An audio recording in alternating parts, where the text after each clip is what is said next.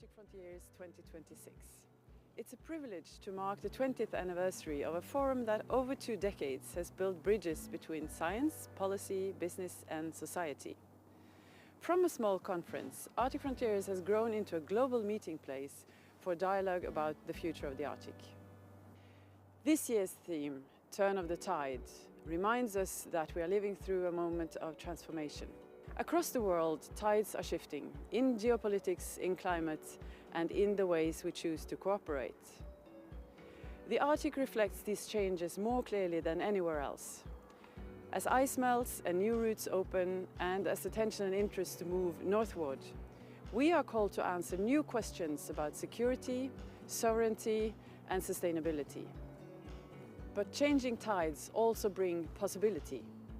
The Arctic has long been a region where shared interests outweighed conflict. Collaboration has shown how knowledge can build trust, even in uncertain times. Today, global tension challenges that trust. Some nations scale back research cooperation, confidence in international institutions is weakened. Yet many of us continue to believe that knowledge about the environment, societies, cultures, economies, and about each other is essential for rebuilding dialogue. The tide is turning. As we look toward the next 20 years, let us work to ensure it turns towards resilience, peace and sustainable growth for the Arctic and for all who depend on it. Thank you for being here. May these days of Arctic Frontiers inspire new ideas, new partnerships and renewed hope in what we can achieve together. Arktis får stadig større oppmerksomhet, men overskriftene er ikke alltid de vi ønsker oss. Vi vil bidra til å endre dette. Vi unge er ikke bare framtida i Norden. Vi er en del av nåtida. Og vi lar oss ikke stoppe av grenser. Vi ønsker dere fine dager i Tromsø, og en vellykket konferanse. Og håper at dialogen her vil bringe oss nærmere et steg i riktig retning. Boris Boetem, welcome. On behalf of the Sami Parliament, it is my great honor to welcome you to Sápmi and to Arctic Frontiers 2026, Turn of the Tide. As a representative of the Sami people, I am proud to congratulate all of us on the 20th anniversary of the Arctic Frontiers Conference. This year's theme invites us to reflect on the lives we lead along the coasts. Tides, high and low water, and also form essential conditions for the Sea Sami culture in the fjords and coastal regions. Arctic Frontiers takes place at the same week as the Sami Week in Tromsø. With the Sami National Day on February the 6th, the festival celebrates Sami culture, sports and business with events such as reindeer racing, yoik, handicrafts and markets. I hope you get the opportunity to experience some of this. I look forward to valuable discussions and networking during these days at the Arctic Frontiers. Thank you. Gito. Welcome to Tromsø. You have arrived in the Arctic capital, and I am so pleased to welcome you here for the Arctic Frontiers Conference. Did you know that we have another capital label going on this year? Tromsø is the European Youth Capital in 2026. This will be an amazing year where we put our youth first and foremost in every issue.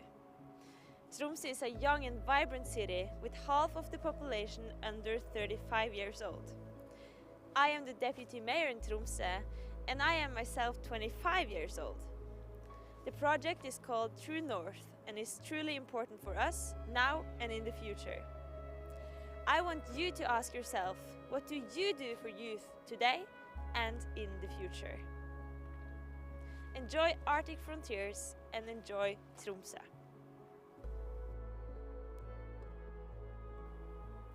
The Arctic, a home between ebb and flow, between high tide and low, between progress and setback.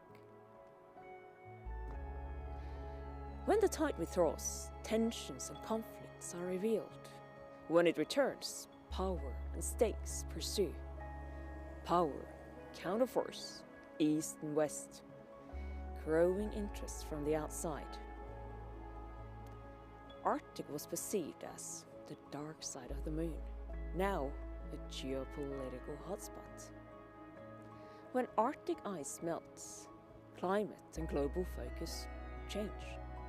Floods, droughts, migration, cooperation, defense, resilience. The ice shrinks, new passages open. Trade, transport, control. Those with power over the Arctic have the upper hand. But there is a moment when everything is addressed. The turn of the tide. The moment between ebb and flow. Brief, but regular. The Arctic opportunity. We must dare to seize it and use it wisely. You have heard the words before. Respect, knowledge, and cooperation. The strongest is the one who stands alone, writes Henrik Ibsen. Not here, not in the Arctic, not in 2026. Welcome to Arctic Frontiers, Turn of the Tide.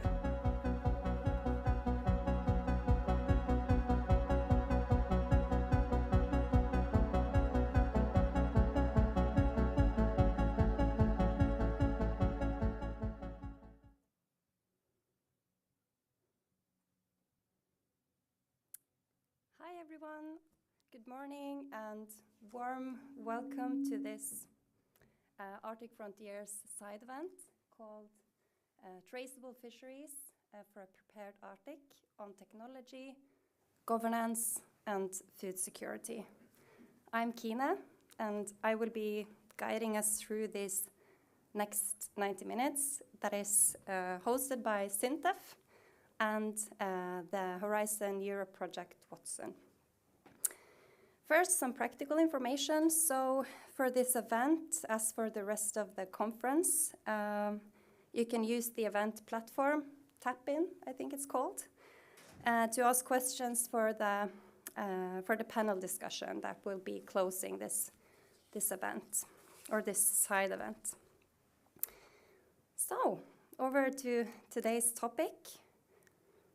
Whitefish has shaped Arctic societies for thousands of years. Whitefish's culture, it's the backbone of many coastal communities. Today, this resource remains globally important, both economically and also as a climate efficient and nutrient-rich food alternative to a growing world population. At the same time, the whitefish sector is facing what has been called a perfect storm, with decreasing quotas, increasing operational costs, changing consumer expectations, and global political uncertainty. In such conditions where climate is changing both environmentally but also politically, how we harvest and manage and ensure traceability around this resource matters more than ever. Traceability sits at the very core of this challenge, touching into technology, governance, compliance, market expectations, and ultimately food security. It can strengthen competitiveness and trust, but also expose vulnerabilities. Today we explore these dimensions through multiple angles: science, regulation, and from industry practice. So I'm very pleased to introduce our first speaker, senior researcher at Nofima, Petter Olsen. He will be giving us an introduction to what traceability really is and how we can use it to add value to seafood products. The floor is yours, Petter. Thank you.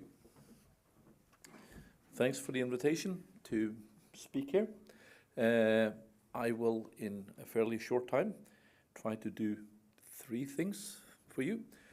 Firstly, and maybe most importantly in a session like this, is to define traceability, because I've worked in this field for more than 30 years.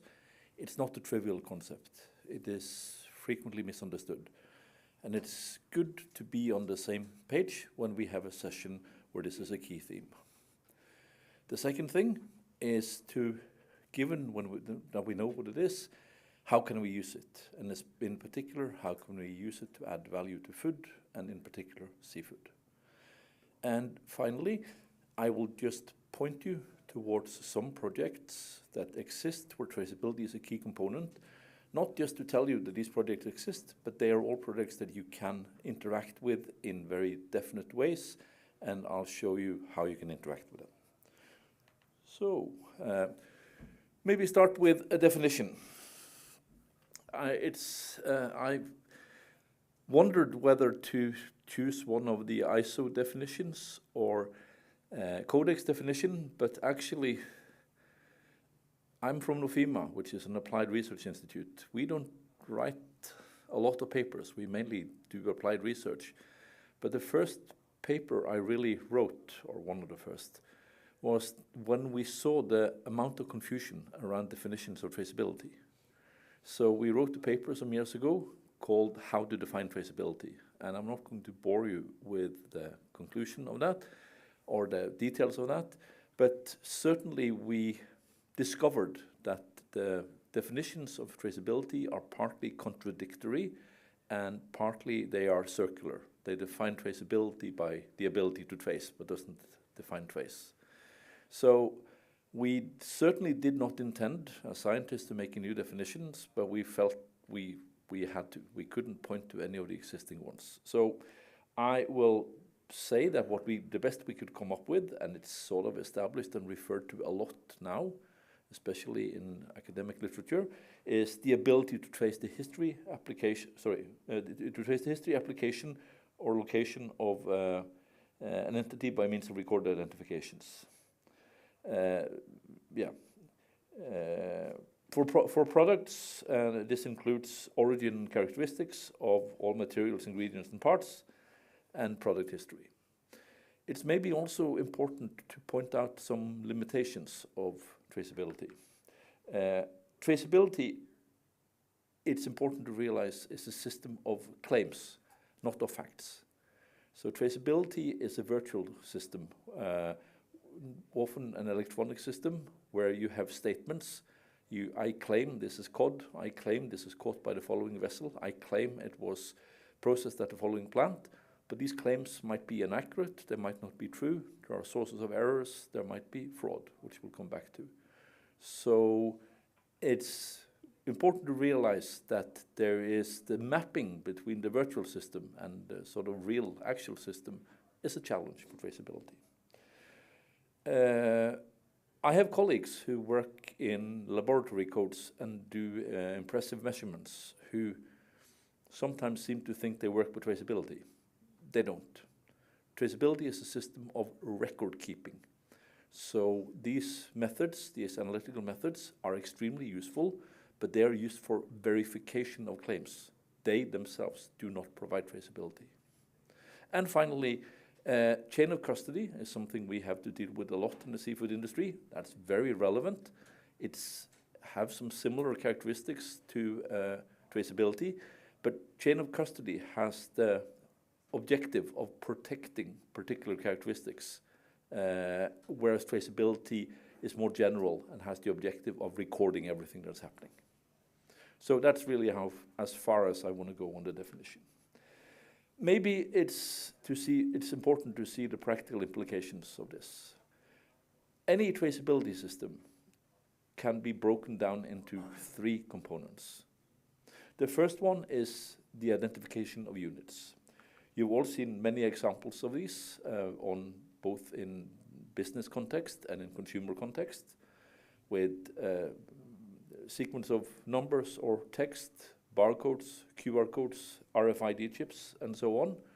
And that is basically, if you're designing a traceability system, that's sort of the first thing you need to take into consideration. How will I define my units? The second part, and when you define your units, you have to make decisions with respect to identifier and structure and code and uniqueness and so on. When you identify, after you've identified the units, you can start looking into what we call the transformations, because the challenge for traceability, and in particular for seafood traceability, is all the splits and mergers that happens. We catch the fish, we fish from different, we grade the fish into different sizes, fish from different vessels might be joined together, so we have a lot of joining and splitting. We get complicated traceability trees. This is one I just use for when I'm teaching. I'm sure Jan Roger from Hermes and others could tell you that if you look at an actual traceability tree, the map of joining and splitting in the supply chain, they are much more complicated than this. They are so complicated that they normally can't fit on a page. So the second component of a traceability system is the ability to document the transformations, the merging and splitting that we see here. And then when you have done that, then you can get to the attributes.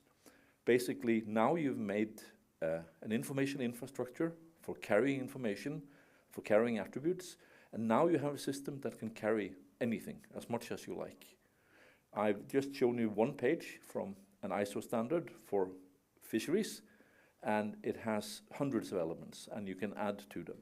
When you have the infrastructure in place, when you have identified the unit, when you have identified the transformations, now you have an information infrastructure that you can use to record and get access to attributes all throughout the supply chain. So there is, as I said, this is really a map we can use and then sort of an analysis we can use for any traceability system and look into what identifiers do they use, how did they map the transformations, what about uniqueness and so on.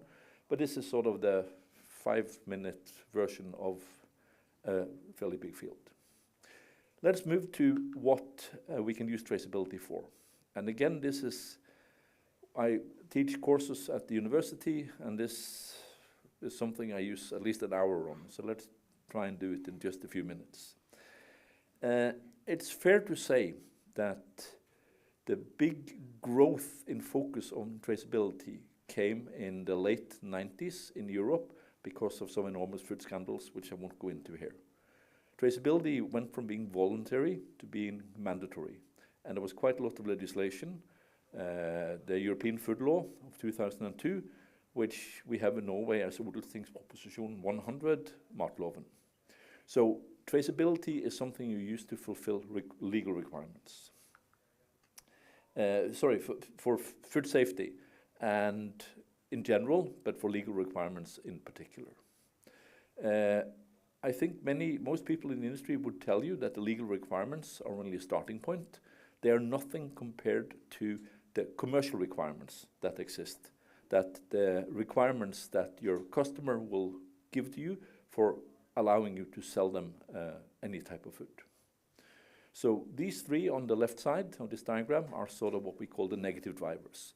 These are drivers for traceability that you sort of have to do if you want to exist in the market, if you want to be legally compliant, if you want to deliver to customers. They are, to be quite honest, as an applied researcher, less interesting to work with because they have to be there anyway. It's much more interesting to work with companies who look into traceability as a benefit and who are willing to go beyond the minimum requirements.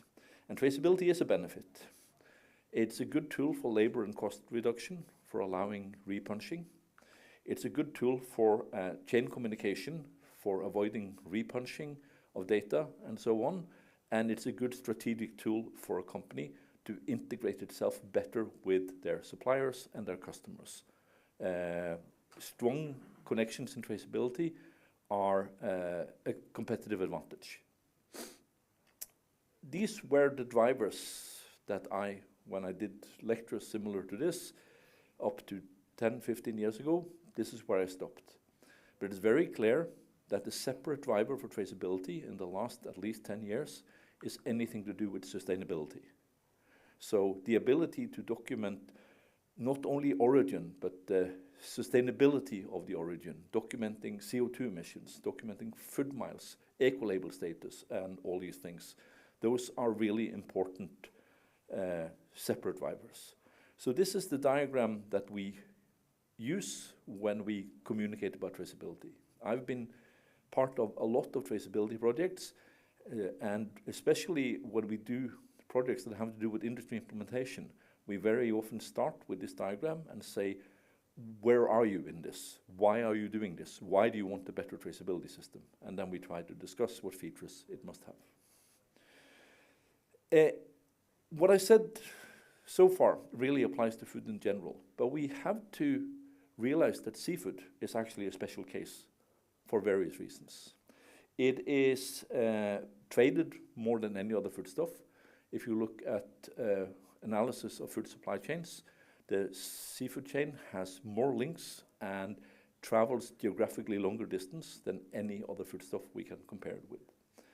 There are a lot of commercial species. There's a big difference in value in these commercial species, and all of these things give challenges with respect to traceability. There's also a significant challenge with respect to sustainability for fisheries, especially stock sustainability, and there is a significant amount of illegally caught and landed fish. FAO estimates between 14 and 31%. And all this leads to seafood is one of the foodstuffs where fraud happens most frequently, and that is certainly a challenge in itself. So I think I will skip the tiny quiz that I wanted to give you. These are from some projects we have. On the top, you can see some foodstuffs, and on the bottom, you can see things that we found in the foodstuffs in various EU projects that we shouldn't have found there. And I think I will sort of leave you to do this later on, and I can give an explanation afterwards, but I don't think we'll spend time over there. This is just to tell you that there is a significant amount of fraud ongoing, and that's an area I wanted to emphasize, partly because of some of the tools and technologies we'll be discussing later on. So food fraud is a very big and growing problem. Organized crime is moving into food fraud. Fish is very high on the list for food fraud, and analysis by different sources, newspapers and organizations show that fish and seafood is severely subjected to food fraud. What's important to realize is that the victim of food fraud is not really us as the consumer. I mean, we are not normally poisoned or bothered by food fraud. We have experienced situations where the consumer doesn't really want to know about it if we tell them, but the victim are the legitimate producers. And that is a field where we nowadays work a lot, because there's so much emphasis now on secondary product characteristics like sustainability aspects and so on, that it's tempting to do fraud, and it's really hurting the companies who do a good job and actually do organic production, for instance, to when someone undercuts them on the market and gets a better price. So without going into details, you can use the analytical methods we talked about earlier to detect food fraud, but this is the main research field that we at Nofima are in. We look at recordings and discrepancies, and this also is a good support for something I know is coming later. The distributed ledger technologies are really helpful because, as I'm sure we'll hear later on, if you use blockchain or similar, there is a better integrity of the data that's recorded. I'll end by pointing you towards some projects if you want to follow up on this. We have a project directly on food fraud called FCOP, where we have a meeting in Dublin in May. That is an open conference on authenticity of food. We have a project called VeriFish, where we are establishing what's called an indicator framework, lots of parameters that can form the basis of a traceability system. And finally, we have some projects that are more indirectly on sustainability aspects in respect to climate change, which I encourage you to follow. Thank you very much.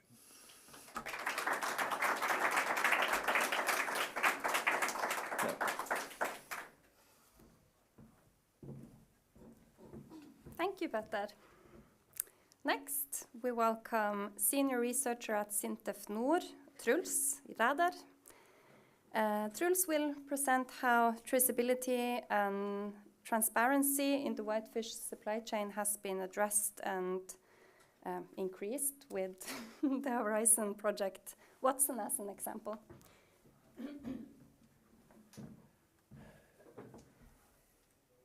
Thank you. So as Kine said, my name is Truls Ræder. I'm a senior research scientist at SINTEF Nord. So I've been part of this large EU project that I will tell you a lot about. First, a bit about my organization. Hopefully you've heard of us, but I have to include this slide anyway. SINTEF is one of Europe's largest independent research organizations with tons of projects in all kinds of areas. In SINTEF Nord, we're focusing more on fisheries, aquaculture, supply chains, and some of the industries that are important to northern Norway.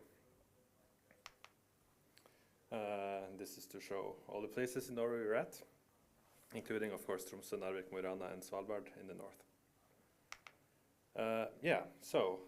The Watson project and the pilot that we're part of. So the pilot is made to increase the transparency in the whitefish supply chain. It's part of the project. It's called Watson. It's Horizon Europe funded. We have quite a lot of the different foodstuff supply chains that Petter mentioned. We had dairy, olive oil, wine, meat, and cereal, all with different pilots, all with different challenges. Some of these challenges we are trying to solve with these analytical methods. Quite a few of the pilots include doing analytical tests and trying to use them as verifications, as Petter mentioned, of the claims in the traceability systems in the supply chains. It's coordinated by the University College of Dublin. We actually have our coordinator here, Dimitrios, to take part of this. And we also have some important pilot partners. We have Hermes, which is of course, local fishery company. We have Espersen, Danish fish processor, and Norwegian Directorate of Fisheries. And then we also, of course, have ourselves, SINTEF Nord and SINTEF Digital in Trondheim are contributing to this. So Petter has already said quite a lot on the context of this. I just wanted to reiterate kind of how we see this. This list is not meant to be exhaustive, but has some examples. We want to have sustainable fisheries. I think most of us agree on that.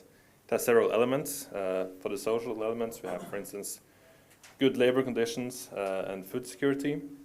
Environmental parts could be for climate inputs to fisheries and the spills. We have stock management. Quota and stock management. This is one of the important parts that traceability solves, or at least contributes to. We have bycatch management, ghost fishing, and gear management, and also, as Petter mentioned, we have the economical aspect of having fair competition. If someone cheats in the supply chain, then everything gets worse for the honest ones. Some of the challenges that are specific to the whitefish supply chain that we have studied. So currently we only have one up and one down requirements or legislation in traceability systems. You need to share some data with the actor before and after you in the supply chain. You could do that in all kinds of ad hoc ways. You could send them a PDF or you could write down something. This is very hard to share and then probably won't be shared to the next actor in the supply chain because you made it specifically for the one that you are interacting with. There's not enough automatic data capture or sharing. It could be labor intensive and possibly inaccurate. The supply chain data is unstructured and incomplete, so then it's hard to use for analysis, and of course the past few years machine learning really has taken off. But once the data is not it's not as structured as you would like it to have it, so you can't use it for all the analysis that you potentially could. You have the issue of verifying catch certificates. For Norwegian catch certificates, you can do it because it's available to verify digitally, but that's not true in general. Hopefully the rest of the countries will follow us. And we have this technical issue of the mass balance of the catch certificate. We would like to be able to say that it's a given number of batches all come from a catch certificate, and you have that amount of fish connected to each catch certificate, and altogether this sums up to the amount on the catch certificate. This is not possible with the way it currently works. And of course, one of the tools for ensuring the traceability and reducing food fraud would be to be able to do this type of mass balance analysis. Some of the contributions that we in the Whitefish pilot in Watson have been doing, I think it's a really good overview that Petter did with kind of defining the TRUs, mapping the assets, mapping the splits, we call them aggregations. For us, mostly the traceable resource units are pallets. Pallets is kind of big enough to be able to track physically and contains enough material that it's worth it. We have done some tests with adding sensors to pallets. This is possible because a pallet is kind of big enough to do that. You couldn't do it on each headed and gutted fish. It might not be useful to do it on an entire bulk freighter of fish. But seeing as we're data people in Sintef as well, we have done quite a big job of structuring the supply chain and catch data. There are some technical terms like critical tracking events and key data elements. Those all correspond to what Petter has mentioned. We need to understand all of the things that happen to the physical fish along the supply chain. You could start with a pallet. That pallet could be repacked. It could be put in a container along with other pallets. It could be repacked in another container with other pallets.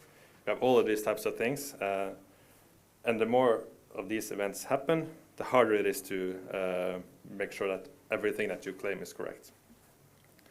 There are some tools that we can use to help us. We have the GS1 IDs. I just mentioned a couple ones that you might have heard of, SSCC and GetIn. You probably associate, if you've heard of GS1, you associate it with barcodes. They actually are the people who own the barcodes. They also have this framework called EPCIS 2.0. They define some of the events that, again, we need to understand if we want to create a traceability system. We have done some work on supporting sensor data. Once you have all these events and you're able to follow, say, a pallet, you want to be able to kind of augment the data regarding this unit with sensor data. It could be temperature, it could be location, humidity, but it could also be something like acceleration. If someone has done something with the pallet that you don't expect, it could be a shock. It could be moved by a truck, for instance. That's a movement or acceleration pattern you wouldn't expect if it was only on a single trailer from A to B. I also mentioned ontologies for food products. It's basically the technical way of saying that we want to structure the data. If we just say that the temperature is 4, that really means nothing, but if we say it's 4 degrees Celsius measured by a certain type of sensor, it adds value to the data. We have created a digital food product passport for fish products, or actually 2, one for consumers. The diagram that Petter mentioned again is a good example of why we can't present all the information that we have to the consumer. They wouldn't understand it. It would just be confusing and counterproductive. But for supply chain actors, we can present them with more information of the raw materials along the supply chains. And that could also be important for better planning of production, for instance. And we also have an early warning system for illegal fish activities. As of now, it detects whether a given ship has done any illegal fishing activities only when it comes to the location, so if it has fished in a legal area. But this is something that you could build on and make more complicated later. I won't go into detail about this. This is an example or a demonstration of some of the work we've been doing to structure the data. You have some labels here with G and IA, so it's some other gaps in traceability today, and some of the documents that already exist that we need to put into a framework and connect together. We mentioned preparedness both in the session and in the title. So what are the positive benefits of traceability for preparedness? So have improved monitoring and control will contribute to sustainable stock management. I expect that Pia from the Director of Fisheries will mention that later. Faster traceback in targeted recalls ensures food safety. Hopefully Carolina will say more about that later. The food quality is better documented. Resources are tracked, and hopefully, and this is one of the important goals, hopefully the consumer trust is maintained. Thank you.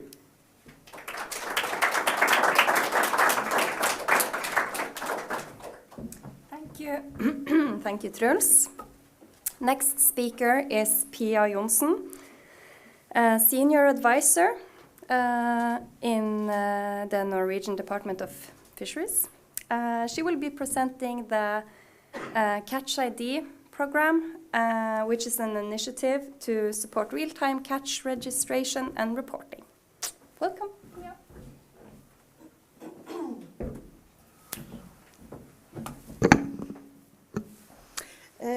Thank you for that introduction. Let me see if I can get my presentation. Oh, here. Okay, so first of all, thank you all for being here. My presentation today is called The Governance by Design, laying the groundwork for traceability. And I'm going to talk about how the Directorate of Fisheries works to improve documentation for Norwegian seafood products. So first of all, the Directorate's main objective is to promote economic activity through sustainable management of marine resources and marine environment. This means that we need to balance our long-term ecological responsibility with the need for a productive fishery sector. A sustainable resource management is the foundation that ensures value for all parts involved, including coastal communities, the seafood sector, and the future generations.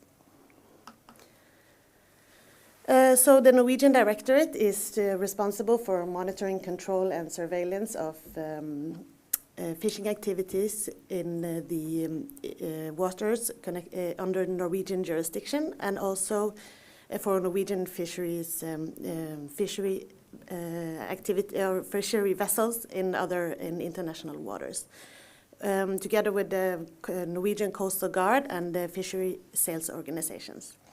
So this includes the areas in the Norwegian exclusive economic zone, but also the Arctic areas, which is in the around Svalbard and Jan Mayen, which is the fishery protection zone, and the fishery zone around Jan Mayen, as you can see on the map. Then I thought I would show a film that we have made. I'm not sure how to play it, but maybe.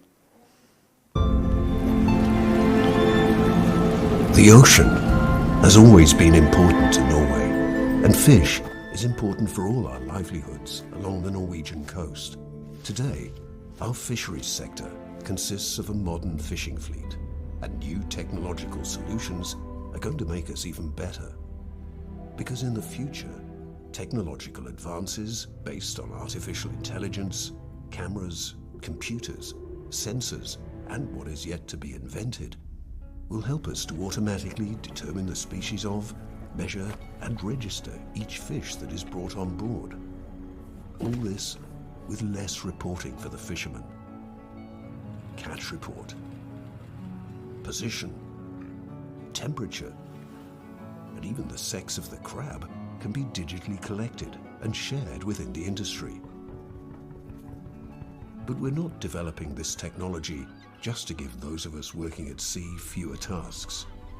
We believe that new solutions will give us better knowledge, more accurate data, and make it easier for us to document a sustainable industry for future consumers. Because they're going to wonder where their fish was caught, when it was caught, and if it was caught sustainably. And then we, as a fishing nation, can be proud and say that we fish with clean consciences and that we take responsibility for the environment and the resources we manage. We get more control with less effort.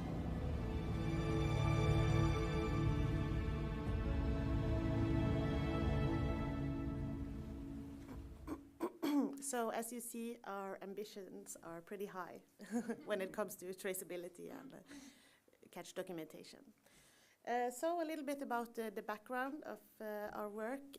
In 2019, a report that's called The Future of Fisheries Control was published. It was written by a government committee that was sat down in 2018.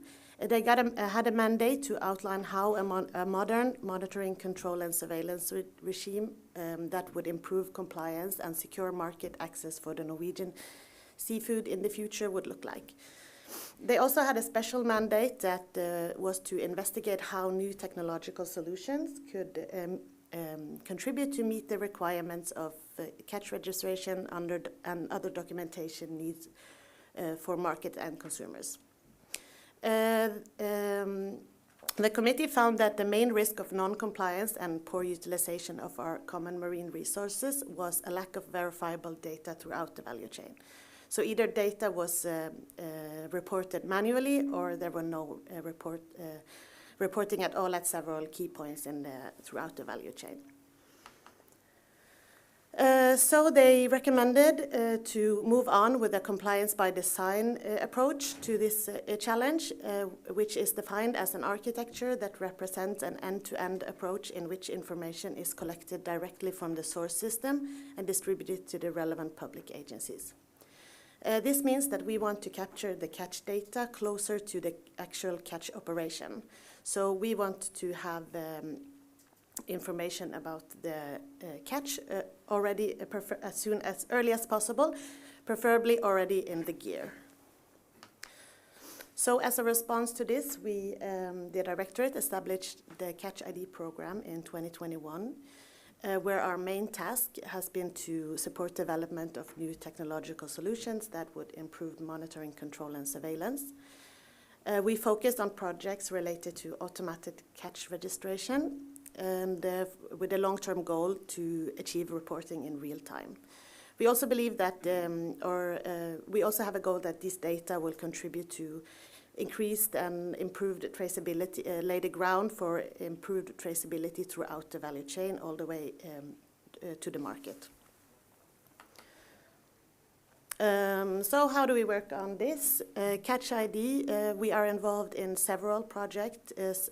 We recently concluded a big project that we had together with the Norwegian Research Council, where we supported the development of 3 different solutions for automatic catch registration on board 3 different segments of the white fleet in Norway, the white fishing fleet in Norway.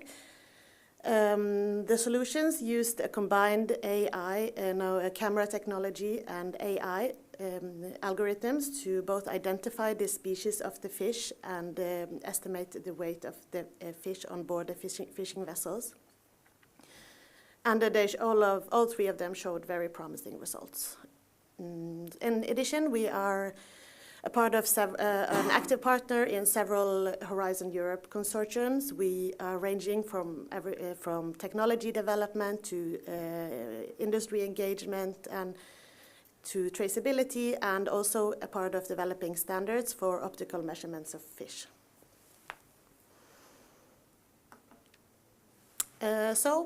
Just to sum up some of the potential benefits that we see, improved compliance and level playing field has already been mentioned by both of the 2 presenters before me. We also believe that these solutions can contribute to a reduced administrative burden for the industry. We want reporting to happen only one time, and we want the fishers to be able to focus on their primary task, which is actually the fishing operations.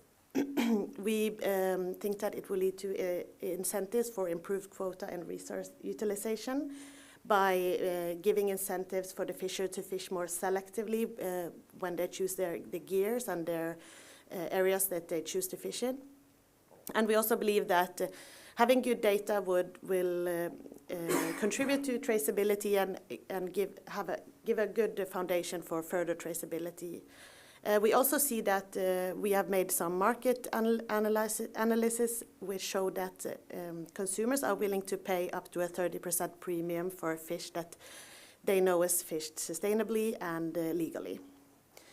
In addition to this, we think that it will lead to improved knowledge and statistics, which in the future can give better and more accurate quota advices and also contribute to better research. So, thank you, and please write down your questions for later.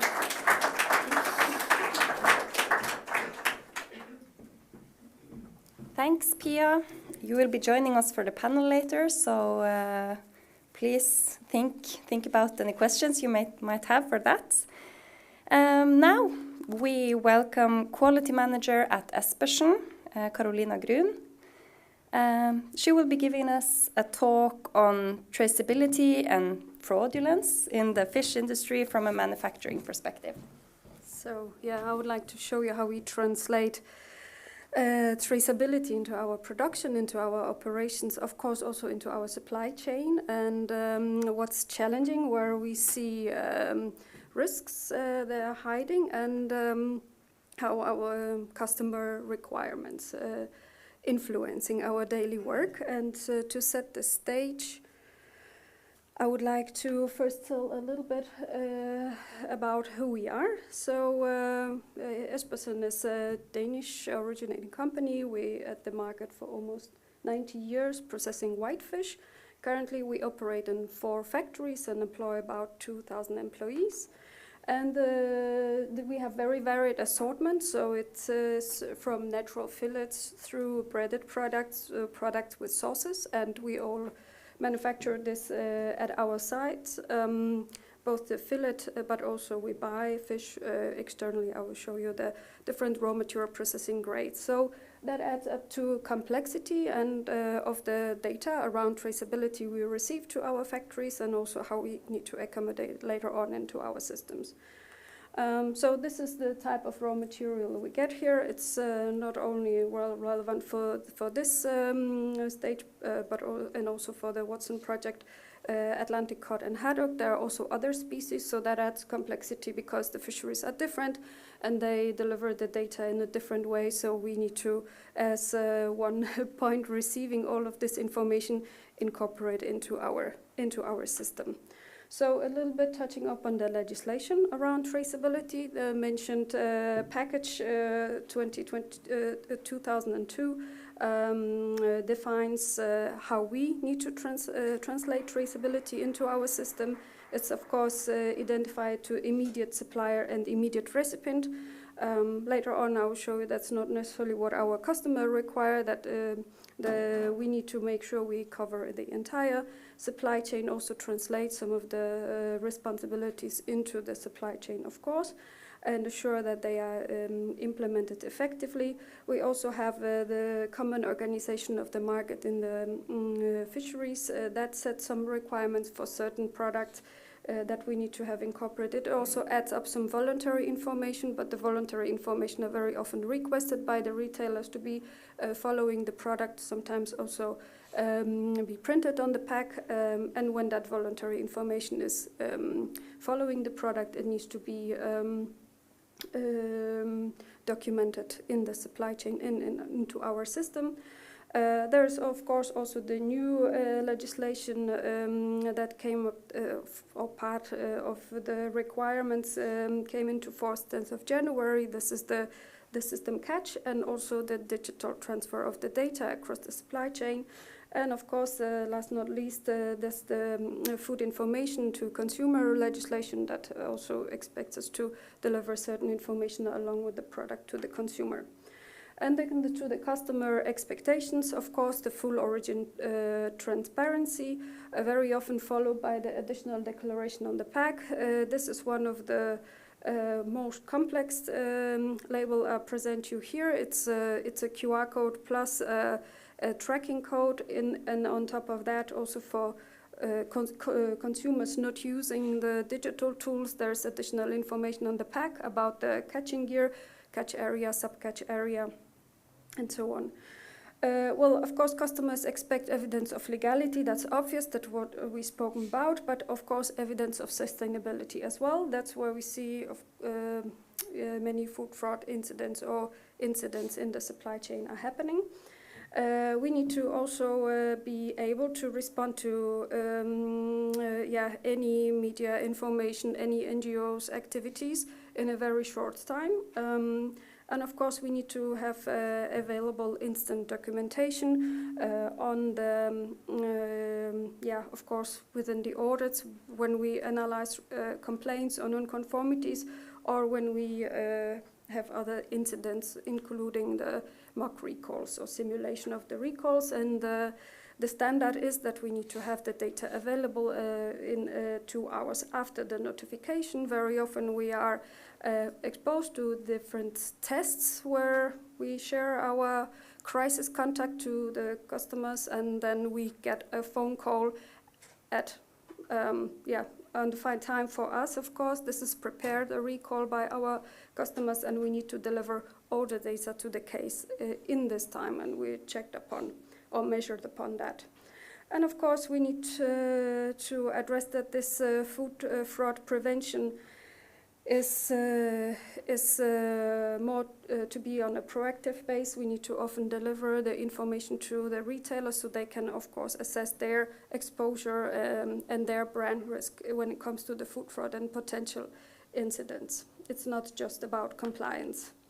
So, of course, this is pretty much a summary of what I said before. So I would like to underline that it builds credibility in the relationships between the partners in the supply chain, and of course the biggest interest for our customers is this reduction of the brand risk for the brands that they are representing, right?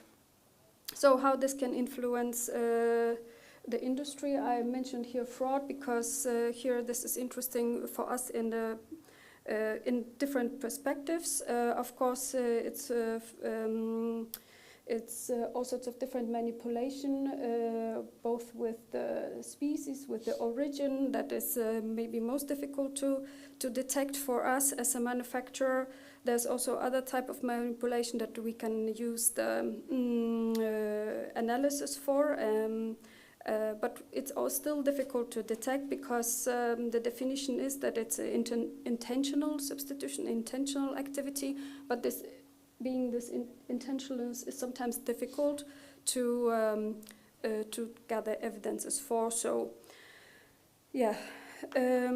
what I would like to come to is to present you our flow of how we handle the goods from the intake to the sales, or actually maybe from the how we order the raw materials. Here are some definition from our system. Some of them have been already mentioned, like attributes.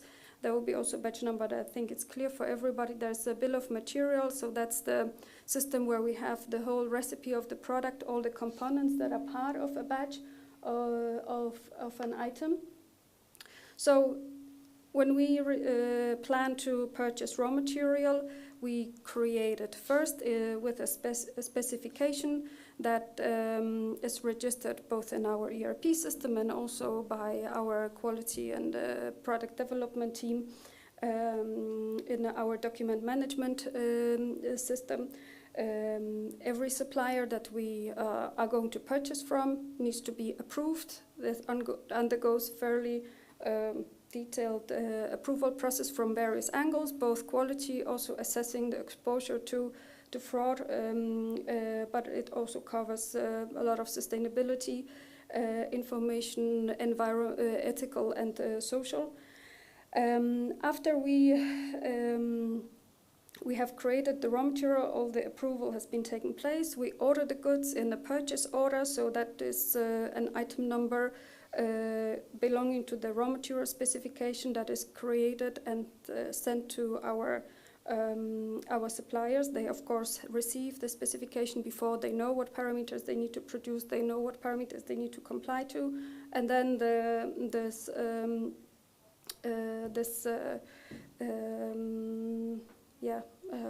order is received and completed. And before we get the shipment to our factory, all the documents around the catch certificates, around the traceability of the goods, their origin. We also created an additional traceability certificate where we try to compile all the data around that are following the raw material to our factory. They are sent prior the goods are coming in, and they are verified. So after the verification, this is a verification not happening physical in comparison to the goods. So this is only paperwork that is, I put an exclamation mark because this is a risk where we see there could come mistakes. So our teams are trained, but when we also evaluate our supply chains, we know that this could also be a risk at our suppliers, so we're getting controlled. We have the goods arriving physically to the factory, all the data is compared. Then there's this physical verification. Each of the raw material receives on the pallet, receives a pallet label that also Truls mentioned earlier. In case there are any non-conformities, they would be clarified. Then we have a transport to internal storage. That's just moving in the goods also in our ERP system, because with every pallet is equipped with an SCC label that is scanned. You can see an example of a scanner here, because as soon as every pallet gets a label, it's getting moved only by scanning. So when we have already the plan for production, the pallets are getting prepared by the storage team and getting issued to production. Then the processing stage, that's also a risk from our perspective, because in case the pallet is not completed, we need to do a lot of scanning.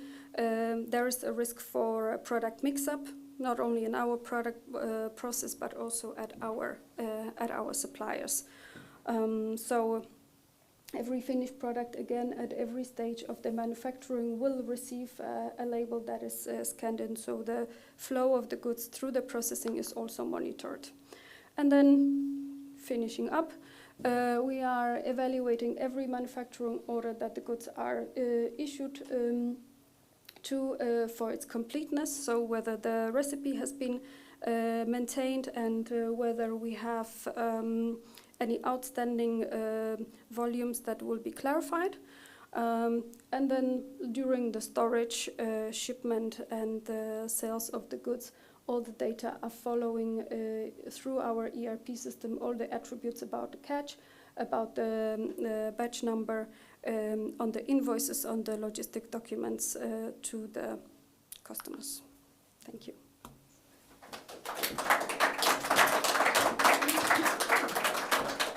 Thank you, Carolina.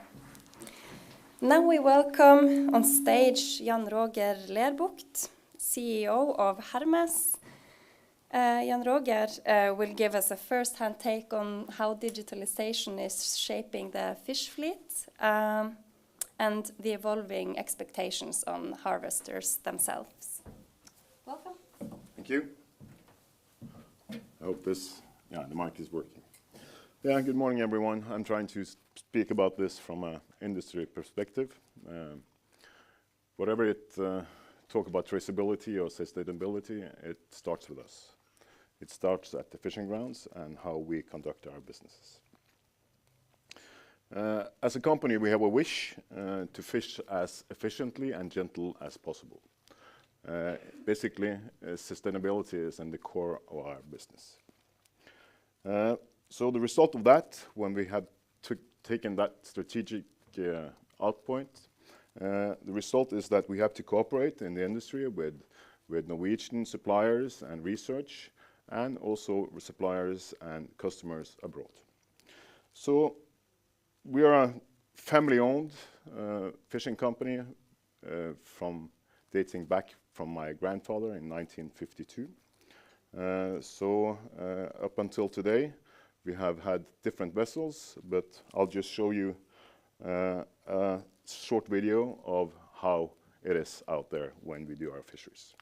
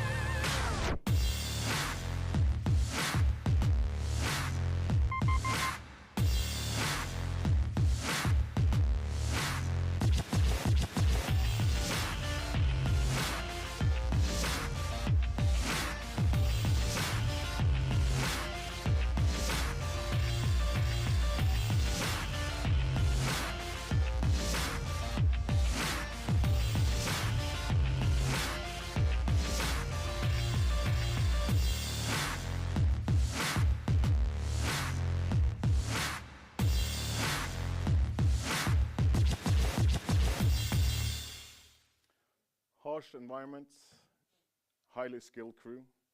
This is what it starts with. But it started with us, with this vessel in 1952, my grandfather, and the only thing we had on board that vessel was echo sounders. Echo sounder was developed in around 1910. In 1930, echo sounders, where you look down and look at fish, was utilized in Norwegian fishing fleet from 1930s. And radar, maybe. So that's where it started. And you can see the difference between that and today, where we have heard a lot of research and the development done with data, traceability, data catch. So it's quite different today from that time.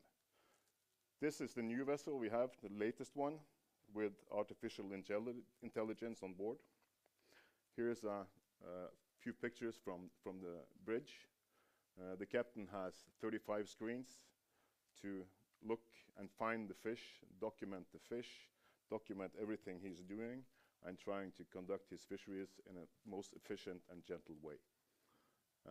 Some of us have problems with 2 screens on on a flat surface in our offices.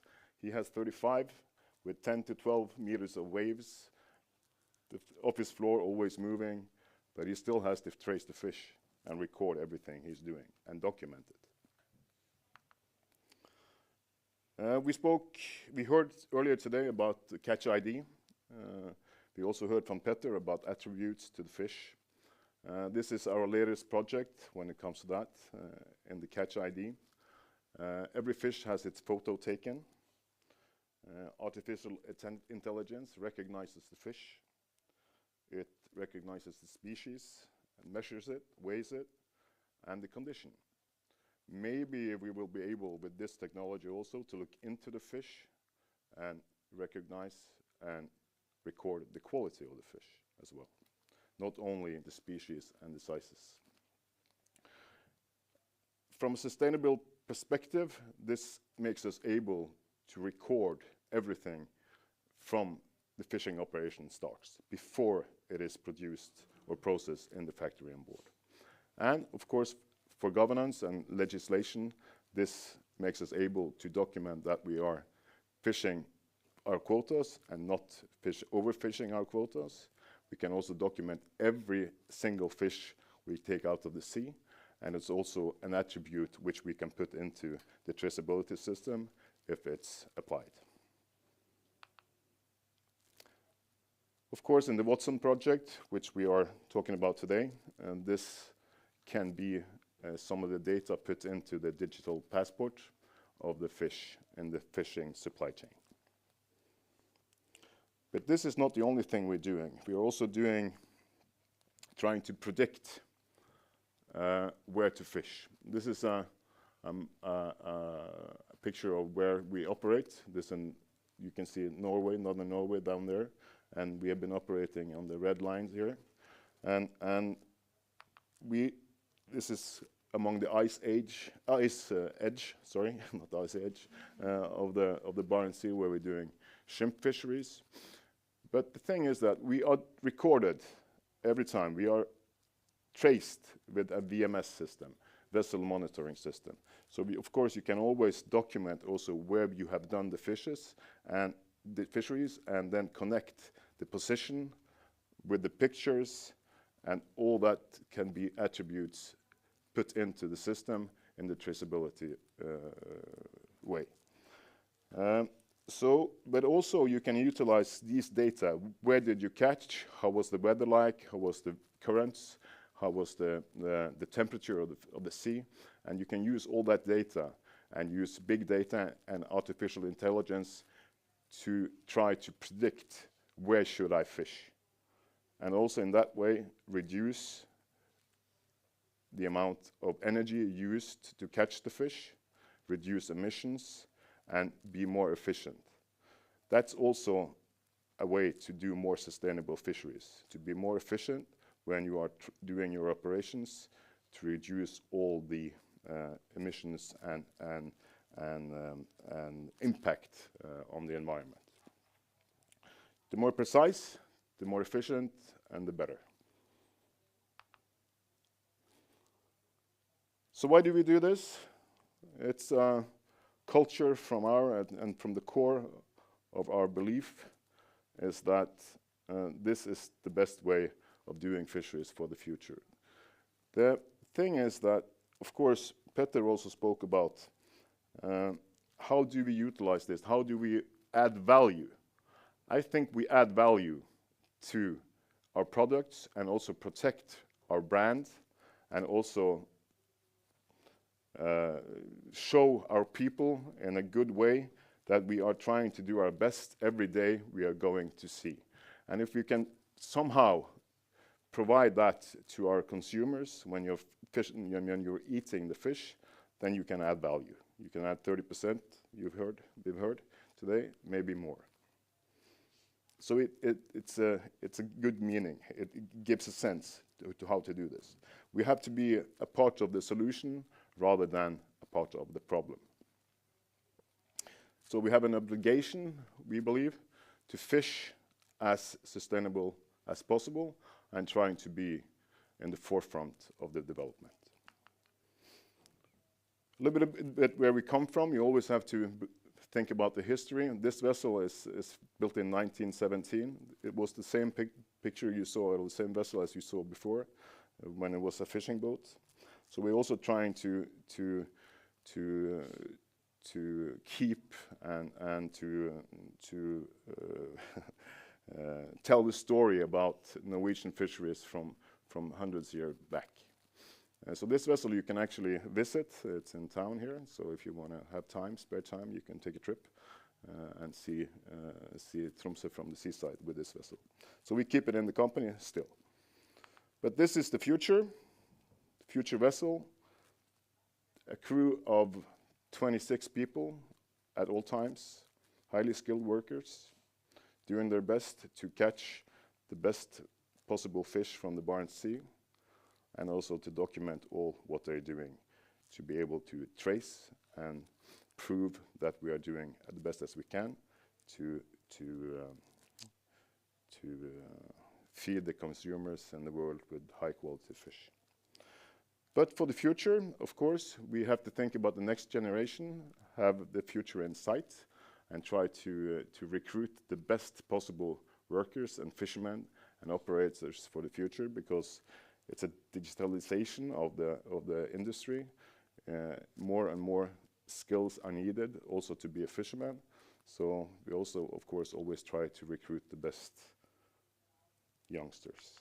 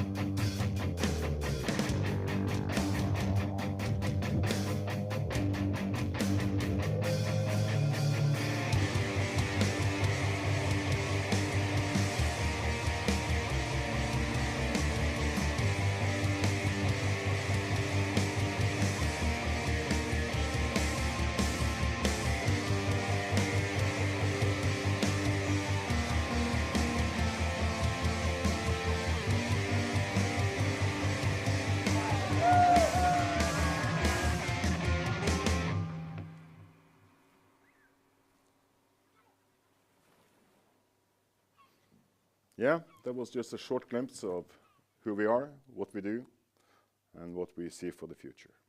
Thank you.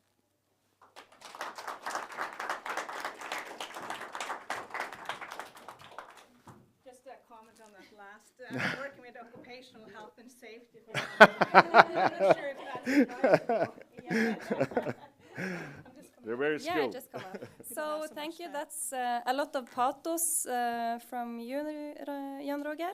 So now let's welcome the last speaker before we hopefully have time for a quick panel. Professor now, Signe Sønvisen from the Norwegian College of Fishery Studies. Science. She will present findings from a recent study on data sharing in fisheries. Yeah. Welcome. Okay, my name is Signe, and I'm from the Norwegian College of Fishery Science. And do I have to stand still? I need something I can move. So I'm presenting the Norwegian fishers' unwillingness to share data. And what we've seen of the example from Hermes is it's the gold standard, I guess. What you'll see now is, now I'm going to pour some cold water into your veins, because reality is a little different out there. So what's the motivation for doing this, study? Well, as you can see, sharing data is the core of traceability. And of course, logbooks, how you use your gear, the effort, AIS data, all of these things are things that needs to be entered into the documentation. Some fleet segments have come a long way. Many fleet segments are barely starting on this digitalization journey. So the aim of the work, this was financed by a FHF project, so it's not a part of Watson. But the aim was to look into this data that is not automatically collected. And we were wondering, when fishers share data, what barriers are there? As we haven't touched a little bit upon so far, the data quality and accessibility, privacy issues, and data security and trust are issues that are there, that act as barriers to data sharing.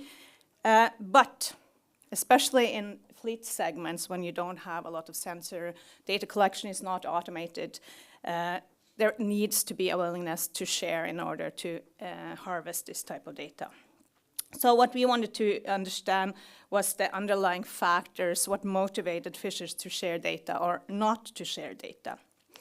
So the aim was very short. What are the motivation and barriers to data sharing in the Norwegian fishing fleet? These are the questions that we asked. So the first question was, we asked a lot of other questions, of course, but I'm just going to take a few of these, a handful of these. Sharing data is necessary for me to succeed as a fisher. And as you can see, 45% of the fisher disagreed with this. So they do not need information from other people in order to be a successful fisher. I'm not going into, in this presentation, the different fleet segments, because the responses varies depending on what fleet segment you're from, how, and in turn, how you operate your vessel, right? The next question, sharing fishing data negatively affects my competitive advantage. And 44% agreed to this. I do not want to share fishing data with others. 43%, again, did not want to share. Again, depends on your fleet segment you're in, and it also, this question depended on a lot of people have buddy boats, they have boats in the same company, if there's more than one boat in a company, and they're more willing to share data between friends. And 52% disagreed that all fishing data should be openly and available to all. And you have to keep in mind, although I haven't separated this on different fleet segment, this is the general average attitude in the fishing fleet at the moment. And I should also say that the data was fairly representative of the Norwegian fishing fleet. So, conditions for sharing data. So the question then was, if you were to share data, what conditions need to be there in order for you to be willing to do so? Well, first of all, they had a large majority, almost 70%, said they had to share data, they had to trust the systems and the actors. And here, what they put into trust was both the system, that means the official system, the data systems, the government authorities, but also the friends out at sea. And also, a large majority said they would only share data with those they know and trust. And we're only willing to share data in the exchange of similar data. So there is a reciprocity in this data sharing. 40-some% said that they feel like fishing data could be openly available if there was a time lag. This is now implemented in some parts of the Norwegian fishing fleet, but I think this was a really contentious issue among fishermen because quite a few of them, we also did interviews, in-depth interviews with these fishermen, and I say men because most of them are men.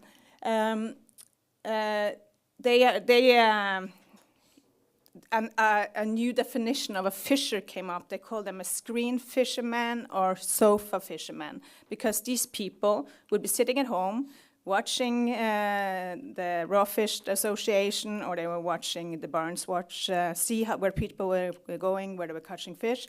They were planning their fishing activity from home, from their sofa. And then when they see what the other people are catching, then they would go out. And this was really contentious. A lot of people really disagree with this practice. So for them, it was important in many parts of the fishing fleet, the different segments, that there was a delay in the information, in the publication of the information.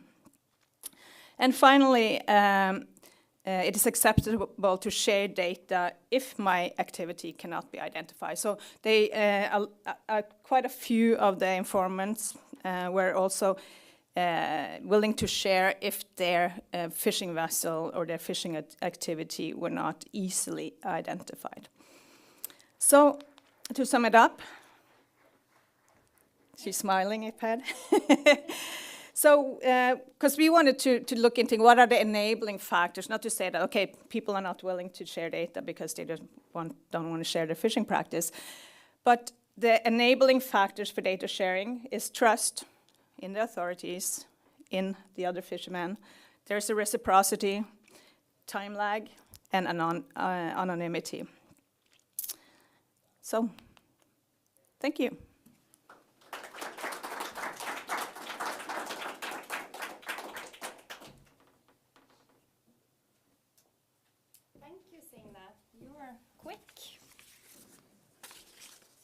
So, we still got time for a quick panel. So now, I will welcome back Petter from Nofima, Pia from the Norwegian Directorate of Fisheries, and Jan Roger. So I hope we will have some microphones for our panelists to share. Maybe one to share, and then we can have at least a microphone for the questions. Okay, so for this panel, we will delve into the key challenges and opportunities related to traceable fisheries. That was at least my aim with this. So from regulatory complexity and data interoperability to international cooperation and market incentives. So very ambitious. So before we take a question from the audience, we can start with a quick round where you have very quickly you answer. What creates the most friction in the traceability system today from your respective perspectives? Is it the technology side? Is it regulations? Or the food system stakeholders themselves? Pia, you're holding the microphone. Maybe you can initialize. So as I said in my presentation, from our point of view, I think it's the poor data quality or... Mm-hmm. Yeah. I agree on the data quality, but I think the biggest challenges have moved from technology to people, to organizations, to resisting change, and some of the things that Stina highlighted, the resistance to sharing. I would nowadays consider people to be a bigger obstacle than technology. Jan Roger? Thank you, Petter. Yeah, it might be a problem with people, but when it comes to traceability and people, it's always, if it's a more high workload to do the traceability, then it's a problem. So automation, more automatic registration or data catch when it comes to traceability, maybe that's the solution to be able to move forward when it comes to the obstacle of people. But then, of course, you have to change your mind that you want to share, and that's maybe a mindset you have to adapt to. So it's both things: automation, data catch, and mindset change. Thank you. Maybe add just a small thing. I think the big breakthrough will come when it becomes common that we have unique identification on at least batch level all the way through the supply chain. Because still what is common now is that if you go to, and we recently did this at Nofima, I went to a supermarket, looked at the seafood products there, some of them with QR codes, they invariably linked to the name of the company and at best to the product type, never to the batch. So that's a big breakthrough. I know someone does that. I mean, I know you did this, Jan Roger, quite a few years ago already, but in general, it's not utilized through the chain. And that means that as a consumer, you can only get access to generic information about the product, not specific information about the ingredients that went into the product and the supply chain and the specific characteristics. If I might comment on that, yeah, of course, quick, yeah, but the problem is the transformations, as you spoke about. You know, to trace the product during the transformations when you have a product that you have to process somewhere, and it's very difficult to. So it depends on how you define the batch. Okay, thank you. Do we have a question from the audience? Yes. Yes. Wait, you will have a microphone. Oh. Okay. So sorry, because I'm a PhD student in a different discipline, but I find the topic of traceability really interesting, and what I've been thinking about lately is this conflict, at least as I have heard about it, between indigenous and smaller fisheries. So I'm wondering if this technology is equally available to the larger and smaller fisheries, and also what is, how do you say, is there a general good receiving of taking on this technology for fisheries operations?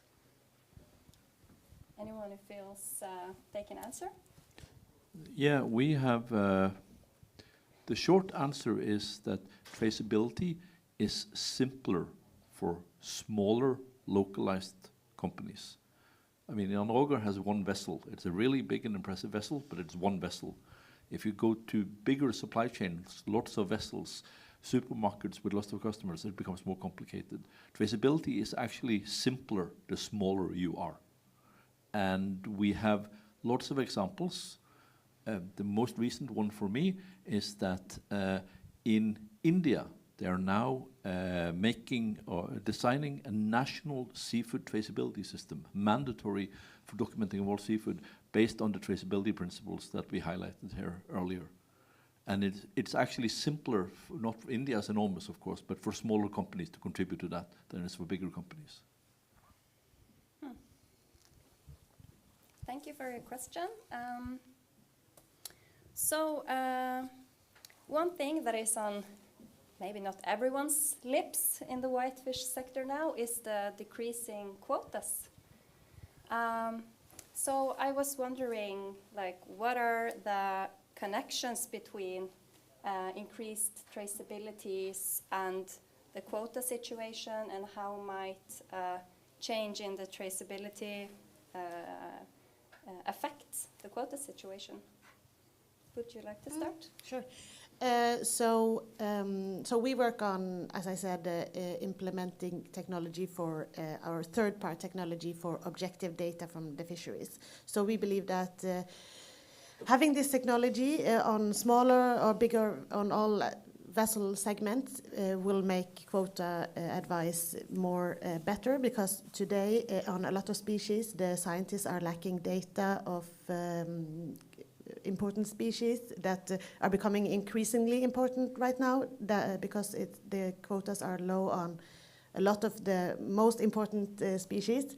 So the advice that they are giving is kind of precautionary, because they don't have enough data on several species that are more attractive now that the more common species are very low. So if we have better data from the start, then we can also give more concrete or more specific quota advice for species that are more attractive now. Okay, Petter, do you have a comment or?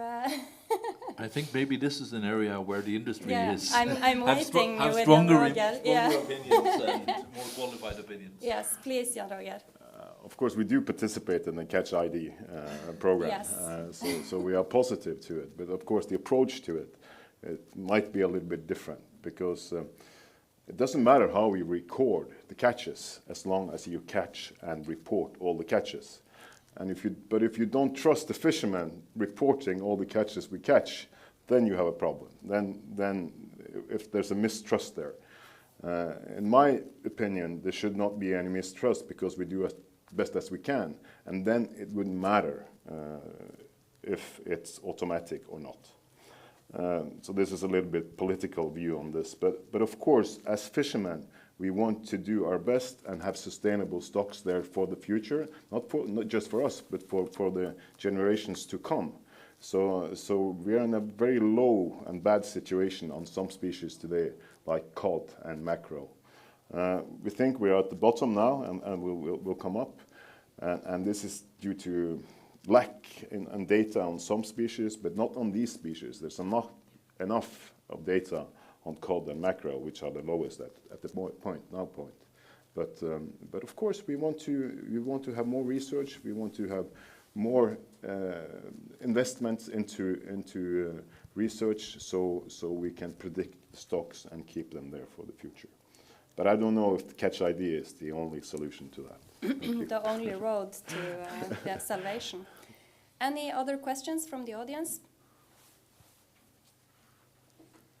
I'm a PhD candidate at the Norwegian College of Fisheries Science, and I just want to go back to the trust issue, because we see with VMS and ERS, there have been a lot of backlash, especially from the coastal fishers regarding that, and the implementation has been postponed and postponed again and again. And if you don't have the support of fishers in Norway, you will not be able to implement anything. Even if the technologies are amazing, this will still be a dream until you have the support from fishers. So I was wondering, how do you get the support from them? Not only the big companies, because you are more technology driven, but also, as Signe said, the smaller vessels. Tough one. So it's a very good question, and at the end of last year, we actually had a round of meetings with fishers in here in the north of Norway, in Finnmark and Tromsø and Ålesund, where it was kind of targeted towards the smaller vessel group, and to show them how the technology that we are supporting the development of is actually going to or can be a tool for them to help them or to support them in their daily operations.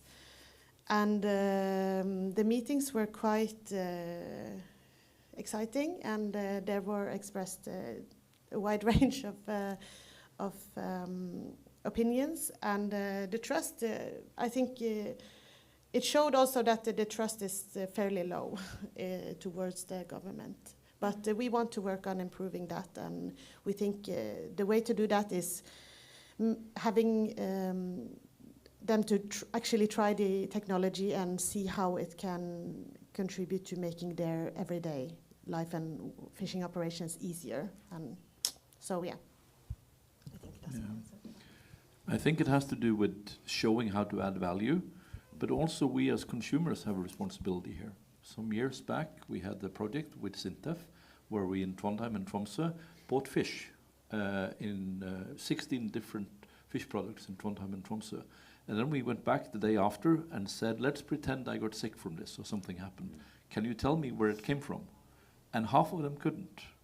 There's a very low degree of consciousness, both at the point of sale and for the consumer to find out about this. So the minute this becomes more important, both for the fishmonger or fish shop and for the consumer, it becomes more important for the fisherman, and it adds more value. It's more concrete value to record these things and to display the characteristics. Yeah, I believe that. It's also a cost issue for the smaller vessels. Like we have a big vessel, we can, and space, not to mention. So it's more easy for us to implement new technologies than the smaller vessel, the commercial fleet. But it comes to cost and efficiency. You know, can you provide some efficient tools to do the fisheries better and more efficient? Of course, the traceability will come, I think. I think we have to let that be the final word, Jan Roger. So with that, I say thank you to our speakers, to our panel, and to all of you in the audience, both here physically and live. It's always nice to talk to a bigger crowd than only online viewers, and also for questions. So this concludes our session, and enjoy the rest of Arctic Frontiers.